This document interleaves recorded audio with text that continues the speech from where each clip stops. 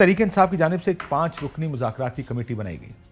अब एक तरफ 26 नवंबर का वाक़या हुआ और जिस तरह तनकीद की जा रही है तहरीक-ए-इंसाफ की जानिब से, अब जो मुज़ाकराती कमेटी है वो मुज़ाकरात करेगी किससे?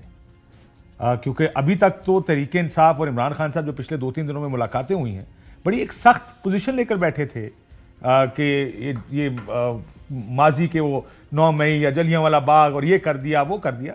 अब ये मुज़ाकरात किससे होंगे, उसका जो एजेंडा होगा वो मुज़ाकरात का एजेंडा क्या होगा, इस पर भी बात करेंगे। लेकिन जो ही एक तरफ मुज़ाकराती कमेटी या टीम अनाउंस की गई, वो टीम के मेंबर समेत तहरीक-ए-इंसाफ के कुछ लोगों को गिरफ्तार कर लिया गया, जिसमें उमर अयूब भी शामिल है। इस पर भी देखते हैं कि क्या अब लाएमल तहरीक-ए-इंसाफ लेकर आ रही है।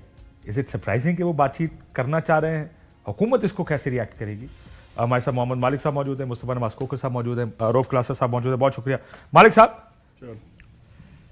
मेरे से क्यों शुरू कर रहे हैं आप? इनसे शुरू करें यार, पॉलिटिशियन है हमने सोचा उम्र के एतबार से जो सबसे बुजुर्ग हैं उनसे आगाज किया। आई लव यू बटी। बुजुर्गों मरवाओ। हाँ जी, क्या तहरीक-ए-इंसाफ को परेशान होना चाहिए इस फैसले इसको पढ़ के? मेरा ख्याल है तहरीक-ए-इंसाफ के साथ बहुत से लोगों को परेशान होना चाहिए, आपको भी होना चाहिए, मुझे मैंने मीडिया का भी मैं बिल्कुल परेशान होना चाहिए। देखें, नेशनल सिक्योरिटी के नाम पे बड़ा बड़ा कुछ होता है इस मुल्क में। कोई इसमें दो आ रहा है ही नहीं कि जो फेक न्यूज़ हैं बिल्कुल आप रगड़ें, जो अगर कोई जाली वीलॉग करते हैं खाली डॉलर्स के लिए बिल्कुल आप रगड़ें, कोई प्रॉब्लम नहीं, सजाएं भी आप दें। इशू है प्रोसेस कि ये इस्टेब्लिश करना कि फेक न्यूज़ किस तरह है, क्या है, नोइंगली किसने खैर किया। इनका काम नहीं है, नहीं, इन्होंने तो कहा इसके ऊपर अमल करें, अब वो काम है सरकार का। अब सरकार, आपको पता, सरकार तो आज मैं वही कह रहा हूं, अगर आप सरकार का रिकॉर्ड देखें, सबसे ज्यादा झूठ सरकार बोलती है। छोटा सा मैं लाइटर नोट में देख लें, अभी जब ये 24 वाला धरना था, 22 तारीख की शाम को एकदम एक सरकार ने नोटिफिकेशन निकाला, सारी मोटरवेज बंद कर दी हैं, हमने रिपेयर का काम करना है।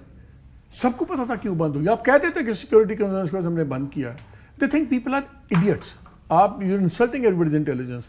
और फिर 5 दिन बाद कन्वीनियंटली खुल जाती है। वर्ल्ड रिकॉर्ड बना है, गिनीज वर्ल्ड रिकॉर्ड बना है ये कि सारी मोटर्स एक ही मुल्क की इकट्ठी शुरू हुई, मेंटेनेंस वर्क भी होगी और किसी को नजर भी नहीं आया। इतनी सफाई हुई ना ईंट ना पत्थर ना कुछ।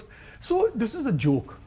ये नेशनल सिक्योरिटी बड़ी सीरियस काम है, और जब नेशनल सिक्योरिटी लेकिन झूठ तो हर किस्म का बोलते हैं ना, सारे बोलते हैं अल्हम्दुलिल्लाह, बड़े टका के बोलते हैं। मतलब आप हर रोज उठाएंगे तो आपको 10 झूठ नजर आएंगे। मुझे फिक्र इस बात की नहीं है कि झूठ वाले को सजा दें। मैं कहता हूँ आप 5 साल कर रहे हैं, आप उससे बड़ी सजा दे दें, आई डोंट केयर।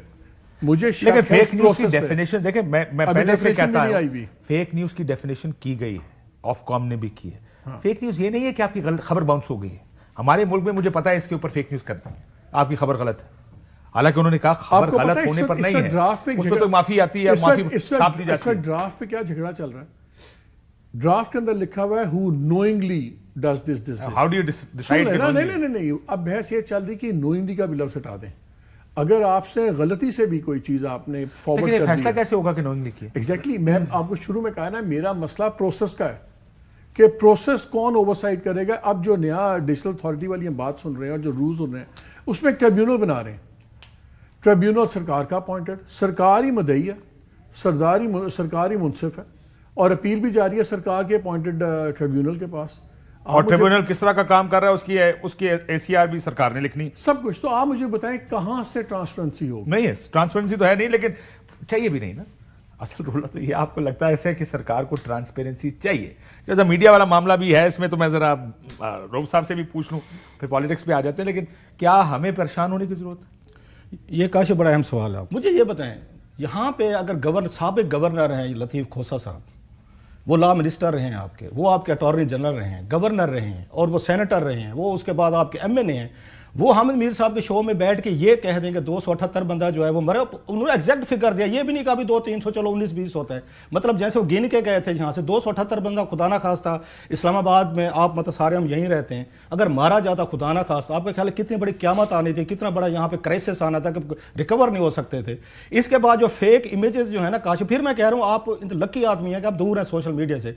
जो बड़े बड़े जिम्मेदार लोगों ने, मैं नाम नहीं ले सकता, जर्नलिस्टों ने, एंकर्स ने, यूट्यूबर्स ने, उन्होंने जो बैठे हुए उन्होंने फेक आर्टिफिशियल इंटेलिजेंस के इमेज बनाए हैं कि यहाँ ब्लू एरिया जो है, डी चौक, यहाँ पे लाशों के अंबार लगे हुए हैं और लहू की नदियां बह रही हैं और ये उस पर ट्विटर पे सोशल मीडिया पे डाली गई हैं।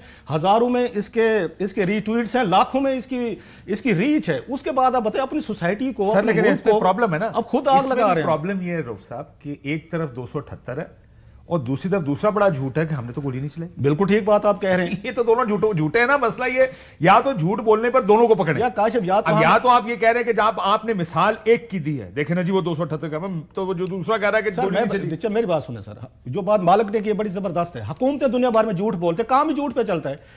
हुकूमत ही पकड़ी जाएगी, हम पकड़े जाएंगे, पकड़े जाएं सर, पकड़े जाएं, ठीक बात है। लेकिन एक खोसाजात साहब जैसा वकील आदमी जिसको पता है अदालत में सबूत देना, जिन्होंने केसेस सारी में लड़े हैं, उनको तो कुछ जिम्मेदारी वाली बात करनी चाहिए कि 218 उन्होंने बल्कि पीटीआई का केस जो है, मुझसे पूछें पीटीआई का केस कहां से खराब होना शुरू हुआ है?